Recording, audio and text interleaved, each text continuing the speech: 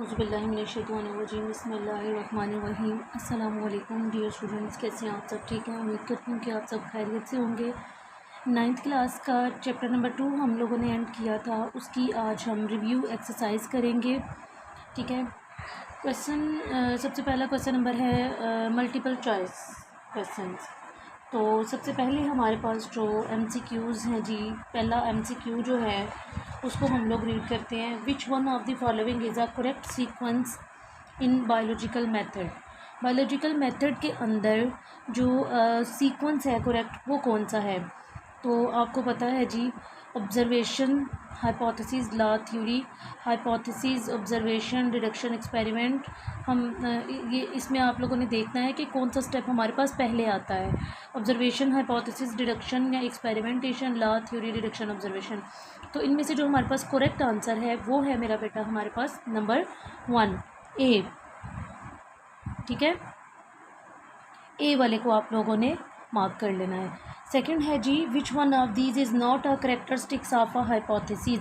Hypothesis की characteristics इनमें से कौन सी नहीं है? Must be consistent with all available data, must be testable, must be correct, must make prediction, must be correct. ठीक है, सी वाला इसका जो करेक्ट ऑप्शन है वो है सी वाला। आगे थर्ड वाला आ जाता है जी, at which point is a biologist most likely to use deductive reasoning.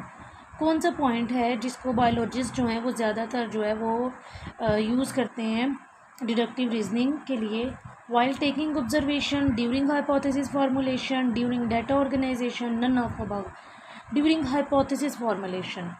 ठीक है, कौन सा पॉइंट है जिसको बायोलॉजिस्ट यूज़ करते हैं? During hypothesis formulation, B. ठीक है, उसके बाद जी फोर्थ वन है, a hypothesis must be testable to be scientifically valid.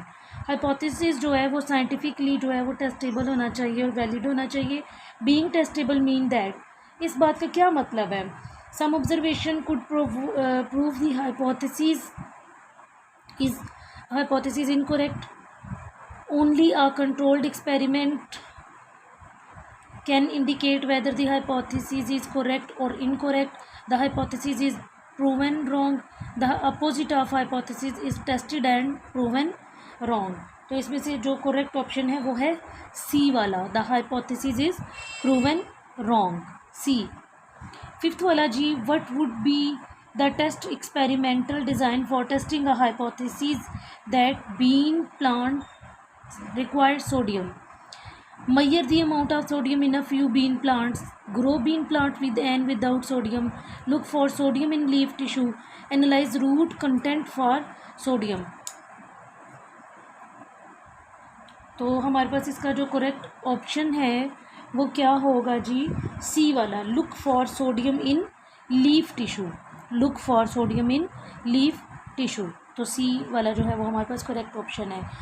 A gardener sees a large snake nearby.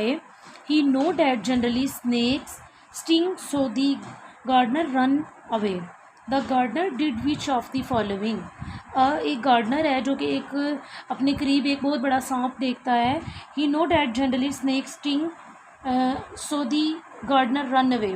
The gardener did which of the following? Gardener ने सांप को देखा और वो उससे दूर भाग गया।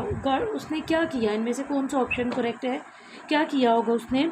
It agree with use reasoning, used observation, constructed a theory and tested a hypothesis. तो इसमें से कौन सी करेक्ट है? Used inductive reasoning. ठीक है, दिस वन ए। उसके बाद जी 7 वाला है, a scientific theory has which of the following properties. Scientific theory जो होती है या साइंटिफिक लॉ जो होता है उसकी जो प्रॉपर्टीज़ हैं वो कौन सी हैं करेक्ट? ठीक है, it agree with available evidence, it can not be rejected, it has been absolutely evidence, it does not need to be altered in the light of new evidence. It can not be rejected. ठीक है, B वाला, it can not be rejected. 8 वाला देखें बेटे क्या है जी, experimentation is only a step of the scientific processes but it is a very important step because it always। Experimentation जो है वो बहुत अहम प्रोसेस होता है और बहुत एक अहम स्टेप है, लेकिन ये इतना, but it is a very important step because, अच्छा जी, is not a step of the scientific process. Experimentation सिर्फ साइंटिफिक प्रोसेस का स्टेप नहीं है, बल्कि ये ज़रूरी है। क्यों? क्योंकि gives the biologist a correct result, क्योंकि इसकी वजह से रिजल्ट करेक्ट आते हैं। Allow rejection of some alternative hypothesis, ensure that hypothesis can be confirmed with certainly, give scientist a chance to work in the laboratory. तो इसमें से जो करेक्ट ऑप्शन है वो है बी वाला, allow rejection of some alternative hypothesis. ठीक है, 8 वाले का क्या है करेक्ट ऑप्शन? बी वाला, allow rejection of some alternative hypothesis. जी लास्ट है 9 वाला, you are testing a hypothesis, student learn more if they drink tea before sitting for study. एक हाइपोथेसिस को आप टेस्ट करके देखिए कि स्टूडेंट्स जब कुछ याद करने बैठते हैं तो वो इफ़ दे ड्रिंक, अगर वो चाय पी लेते हैं स्टडी से पहले। Your 20 experimental students drink tea before study, you test their learning by giving questions. Your 20 students of the control group should have all experimental condition identical to the experimental group except at। तो उनमें से जो mostly जो students हैं उनका जो experiment आएगा वो सेम आएगा, रिज़ल्ट उनके सेम आएंगे। तो इनमें से कौन से स्टेटमेंट ठीक नहीं है, किसको छोड़ के? They should take tea with more milk and sugar, they should take tea before as well as during study, they should not take tea before studying, after taking tea they should not sit for studying। तो इसमें से correct option है they should take tea before as well as during study। वो पढ़ाई से पहले या पढ़ाई के दौरान साथ साथ जो है वो चाय को पियेंगे। तो हमारे पास यहाँ पे बी वाला जो है वो करेक्ट ऑप्शन है। ठीक है स्टूडेंट्स, उसके बाद अंडरस्टैंडिंग दी कॉन्सेप्ट्स, हमारे पास कुछ क्वेश्चंस आ जाते हैं। Understanding the concept, describe the steps involve in biological method taking malaria as an example. ये क्वेश्चन हम लोगों का है जी कि जो बायोलॉजिकल मेथड में जो मलेरिया में जो स्टेप्स आते हैं इन्वॉल्व होते हैं वो जो है उनको डिस्क्राइब करें। सेकंड है जी, if a test show that some people have plasmodium in their blood but they do not show any symptoms of malaria. कुछ अगर टेस्ट जो है वो शो कर रहा हो कि लोग जो है उनमें प्लाज्मोडियम उनके ब्लड के अंदर शामिल है, लेकिन जो सिम्टम्स हैं मलेरिया के वो शो ना हो रहे हों, व्हाट हाइपोथेसिस वुड यू? तो हाइपोथेसिस क्या होगा फिर इसका?